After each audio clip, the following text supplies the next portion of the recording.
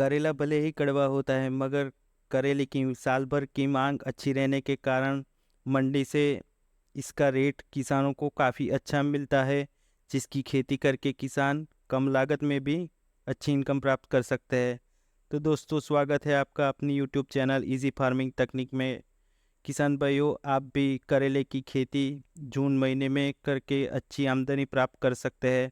दोस्तों, करेले की खेती के लिए उचित जलवायु की हम बात करें तो 24 से 40 डिग्री सेल्सियस तापमान करेले की खेती के लिए बेस्ट माना जाता है। और किसान भाइयों, अगर हम इसकी खेती के लिए मिट्टी के बारे में बात करें तो बलुई दोमट मिट्टी सबसे अच्छी मानी जाती है। अन्यथा काली मिट्टी और नदी किनारे की जलोढ़ मिट्टी में भी आप करेले की खेती अच्छी तरीके से कर सकते हैं। किसान भाइयों, करेले की खेती के लिए अच्छी जल निकासी वाली ज़मीन 5.5 से 7.5 pH रेंज ज़मीन में करेले के प्लांट का ग्रोथ अच्छी तरह से होता है।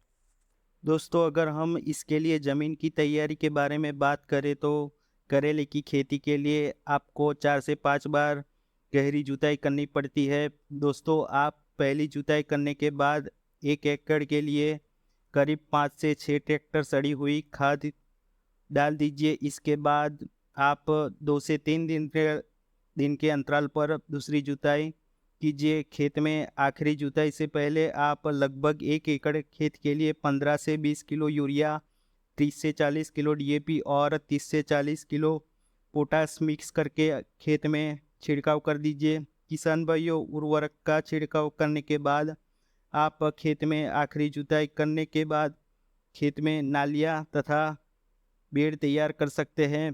किसान भाइयों, नाली से नाली का अंतर तथा बेड़ से बेड़ का अंतर आप 5.5 से 6 फीट रखें। दोस्तों, करेले की 1 एकड़ खेती के लिए आपको करीब 600 ग्राम बीज की आवश्यकता होती है, मगर आप अपनी ज़मीन के हिसाब से इसका बीज का दर सिलेक्ट कर सकते हैं। किसान भाइयों, बीज की बुआई करने से पहले आप साफ फंगिसाइड तथा थायरम से बीज उपचार कर सकते हैं। दोस्तों, बीज उपचार करने से फसल की शुरुआती समय में फंगस जनित बीमारियों का प्रभाव कम रहने के कारण बीज उपचार से आपको काफ़ी अच्छा बेनिफिट मिलता है। दोस्तों, बिजाई करते समय आप बीज से बीज का अंतर 1 से 1.5 फीट रखें, क्योंकि दोस्तों ज़्यादातर रोग जमीनजन्य फंगस लगने के कारण होते हैं, जिसके चलते आप अगर बीज से बीज का अंतर 1 फीट से कम रखेंगे तो